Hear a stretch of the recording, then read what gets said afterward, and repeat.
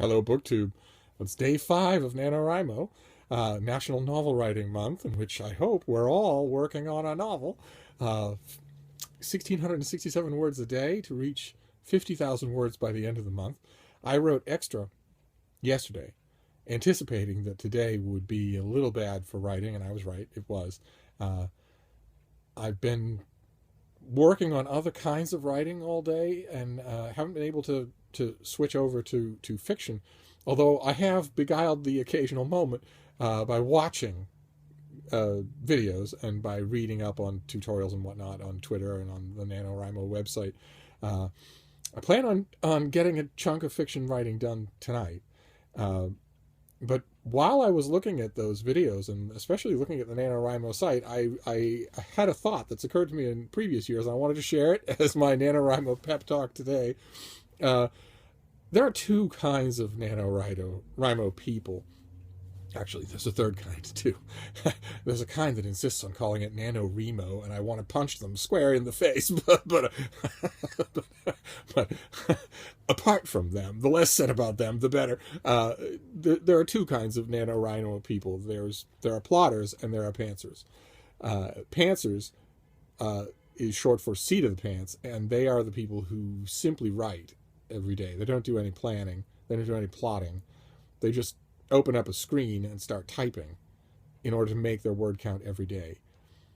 And the plotters are the ones who spend months, sometimes ahead of time, from the 1st of November, laying out what they're going to write about, all of it, sometimes in exhaustive detail, so that when the time comes, when November 1st comes, all you have to do is write the first segment, chapter, portion, moment, scene that you had plotted for that day.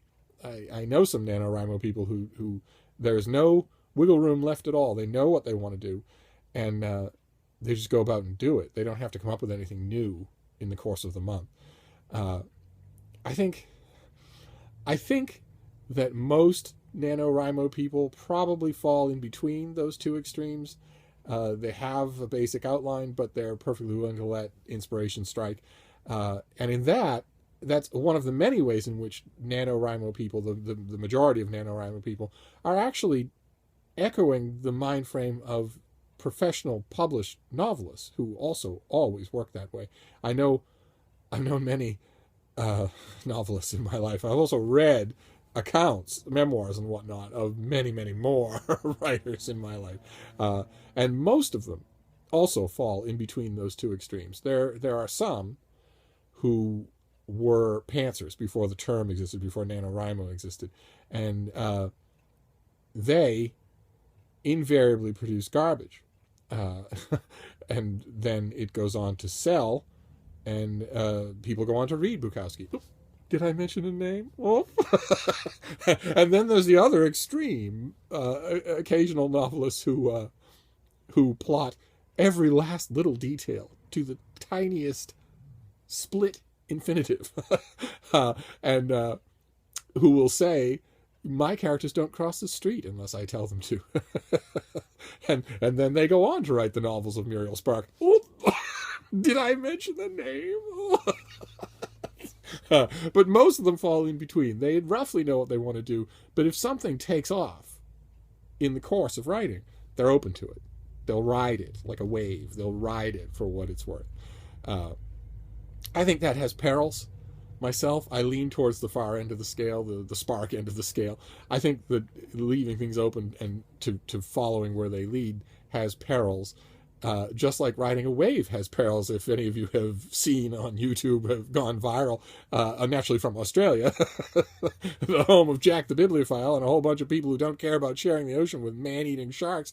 There was an incredible video of a bunch of surfers sharing the water with a shark who's longer than any of them. And at one point, one of them, I think he did not know the shark is there, hopped on his board and rode a wave right over the animal who was inside the wave. I was watching that, of course, because on my Google News, I have an alert set up for sharks. And at first, I was watching just ooh and ah, because I know the way prismatic light works on the surface of water. These people probably didn't know that animal was there, and if it had chosen to at any moment, it could have killed any one of them. And it was swimming in among them. It wasn't way out in the distance. It was in among them, wondering what these things are, and maybe should I bite one of them. So I watched it first with just childish abandon. But then the creaky metaphor came to me. So how could it not? That is the metaphor, I think, for the danger of surfing, of catching waves as you go, if you're in NaNoWriMo or even if you're not. I think the point I'm trying to make is that I think that structure is essential. And I don't believe, some crap writers notwithstanding, who may have just written things as it came into their head on a scroll that then became a book about being on the road and is now venerated by lazy writers everywhere. Despite extremely isolated examples, I think most good writing, 95% of good writing, has come from planning. Obviously, I think it's obvious. I think if you are looking to someone for a storyteller, you want them to have a story to tell. If they're pulling stuff out of their tuchus, well, you can do that. But the point I want to make, the pep talk I want to make today, is because I could ramble about writing forever. That's the danger of these videos, to talk about catching a wave. Point I wanted to make today is that I have noticed on the NaNoWriMo website, the NaNoWriMo help forums, NaNoWriMo videos and whatnot, that all of their advice, almost all of it, 99% of it, is geared towards pantsers. It's geared toward helping pantsers. And I don't really understand that. I guess it's because maybe their stats tell them that most of the people who write for NaNoWriMo lean more towards pantsing than plotting. I don't really know. But when you see, in the course of a day, when you see writing sprints, that's fine. That applies to anybody. But when you see writing prompts throughout the day, your characters are all together. Suddenly there's a total eclipse. Your characters are all together, and one of them turns out to be a vampire. Stuff like that, where, here you're writing, this ought to change things up. This ought to get you generating words. I've noticed that most of the prompts that are coming out of NaNoWriMo are of that kind. And I think that it's a tacit admission on their part that plotting is hard. That plotting might not be as much fun as pantsing. I myself don't see the fun in pantsing. I don't see the fun in doing something that will have no end merit. Except maybe just the fun of doing it. I don't know. The fun of doing things is not a very Jesuit way to look at the world.